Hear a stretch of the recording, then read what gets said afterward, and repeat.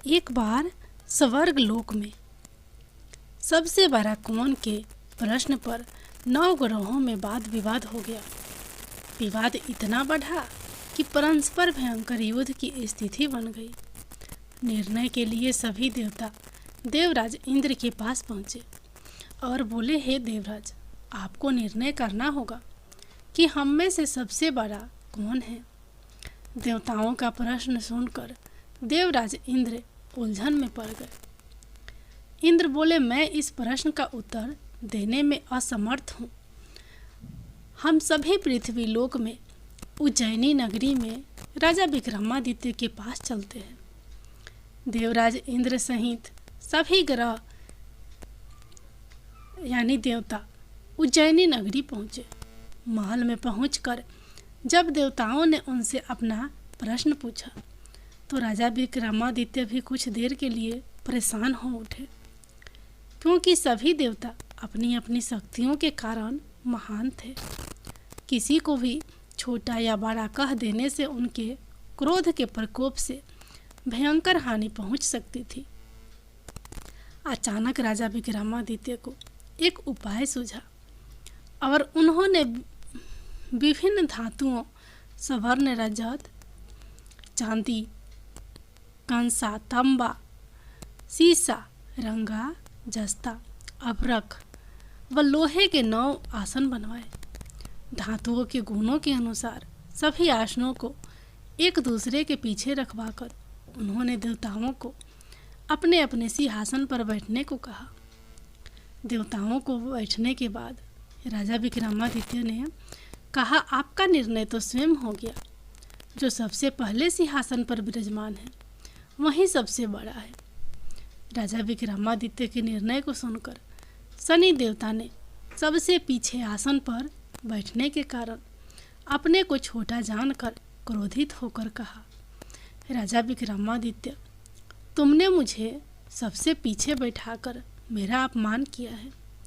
तुम मेरी शक्तियों से परिचित नहीं हो। मैं तुम्हारा सर्वनाश कर दूंगा।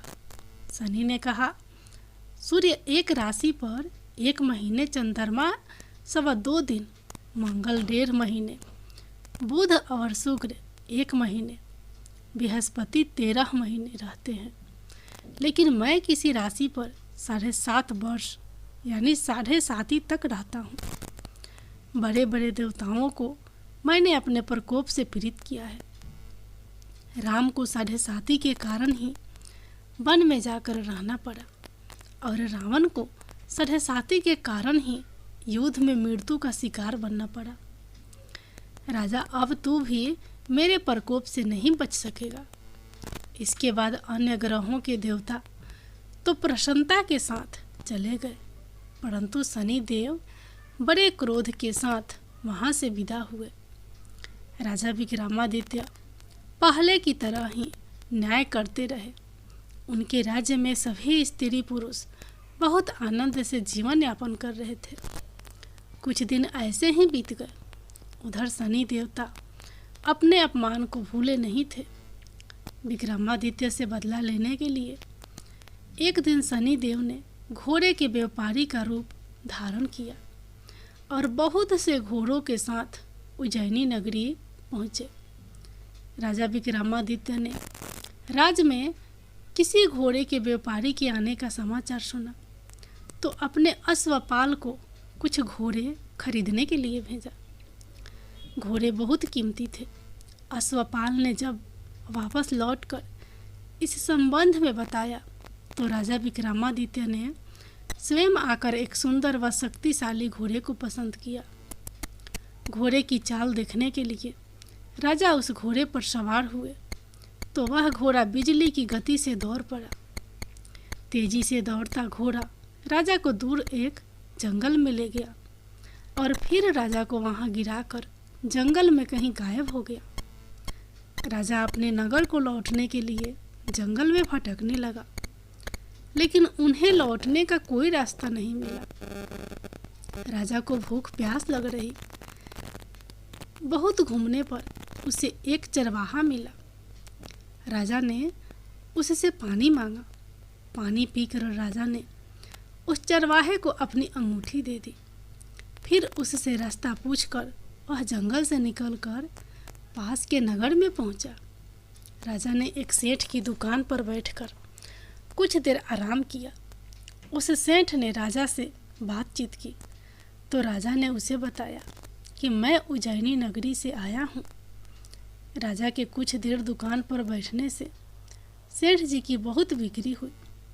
सेठ ने राजा को बहुत भाग्यवान समझा और खुश होकर उसे अपने घर भोजन के लिए ले गया। सेठ के घर में सोने का एक हार खूंटी पर लटका हुआ था। राजा को उस कमरे में छोड़कर सेठ कुछ देर के लिए बाहर गया। तभी एक आश्चर्यजनक घटना घटी। राजा के देखते देखते सोने के उस हार को खूंटी निकल गई। सेठ ने कमरे में लौटकर हार को गायब देखा तो चोरी का संदेह राजा पर ही किया, क्योंकि उस कमरे में राजा ही अकेले बैठा था। सेठ ने अपने नौकरों से कहा कि इस परदेसी को रस्सियों से बांधकर नगर के राजा के पास ले चलो। राजा ने विक्रमादित्य से हार के बारे में पूछा तो उसने बताया कि उसके देखते ही देखते खूंटी ने हार को निगल लिया था। इस पर राजा ने क्रोधित होकर चोरी करने के अपराध में विक्रमादित्य के हाथ पांव काटने का आदेश दे दिया। राजा विक्रमादित्य के हाथ पांव काटकर उस नगर की सड़क पर छोड़ दिया गया। कुछ दिन बाद एक तेली उसे उठाकर अपने घर ले गया और उसे अपने कोल्हू पर बैठा दिया। राजा आवाज देकर बैलों को हाँकता रहता। इस तरह तेली का बैल चलता रहा और राजा को भोजन मिलता रहा। शनि के प्रकोप की 7.5 पूरी होने पर वर्षा ऋतु प्रारंभ हुई। राजा विक्रमादित्य एक रात मेघ मल्हार गा रहा था कि तभी नगर के राजा की लड़की राजकुमारी मोहिनी रथ पर सवार हो उस तेली के घर के पास से गुजरी। उसने मेघ मल्हार सुना तो उसे बहुत अच्छा लगा और दासी को भेजकर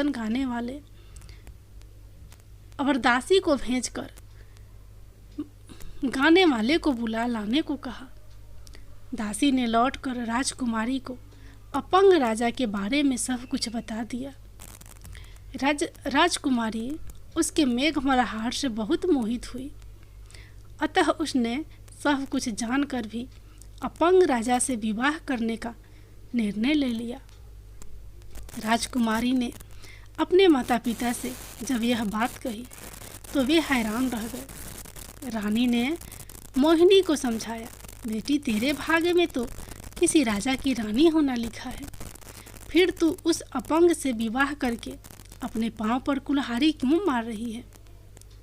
राजकुमारी ने अपनी जिद नहीं छोड़ी।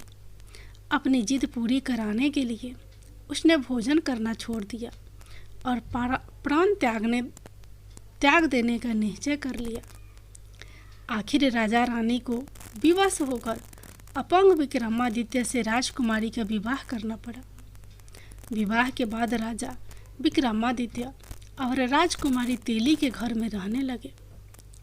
उसी रात सपने में शनि देव ने राजा से कहा, राजा तुमने मेरा प्रकोप देख लिया, मैंने तुम्हें अपने अपमान का दंड दिया है। राजा ने शनि देव से क्षमा करने को कहा और प्रार्थना की कि हे शनि देव, आपने जितना दुख मुझे दिया है अन्य किसी को ना देना। शनि देव ने कुछ सोचकर कहा, राजा मैं तुम्हारी प्रार्थना स्वीकार करता हूँ। जो कोई स्त्री पुरुष मेरी पूजा करेगा, शनिवार को व्रत करके मेरी व्रत कथा सुनेगा, उस पर मेरी अनुकंपा बनी रहेगी। प्रातःकाल राजा विक्रमादित्य की नींद खुली तो अपने हाथ पांव देखकर राजा को बहुत खुशी हुई। उसने मन ही मन शनिदेव को प्रणाम किया। राजकुमारी भी राजा के हाथ पांव सही सलामत देखकर आश्चर्य में डूब गई। तब राजा विक्रमादित्य ने अपना परिचय देते हुए शनिदेव के प्रकोप की सारी कहानी सुनाई।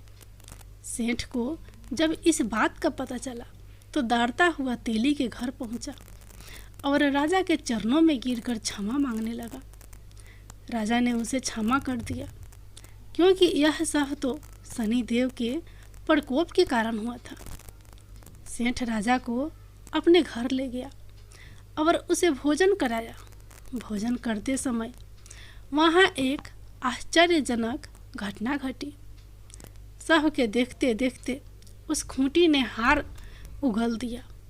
सेठ जी ने अपनी बेटी का विवाह भी राजा के साथ कर दिया और बहुत से स्वर्ण आभूषण धन आदि देकर राजा को विदा किया।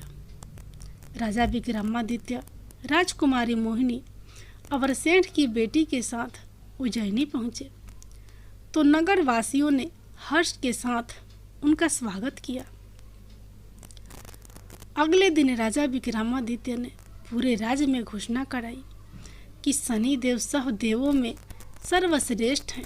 प्रत्येक स्त्री पुरुष शनिवार को उनका व्रत करे और व्रत कथा अवश्य सुने। राजा विक्रमादित्य की घोषणा से शनिदेव बहुत प्रसन्न हुए। शनिवार का व्रत करने और व्रत कथा सुनने के कारण सभी लोगों की मनोकामनाएं पूरी हुई। शनिदेव की अनुकंपा से पूरी होने लगी। सभी लोग आनंद पूर्वक रहने लगे। शनिदेव भगवान की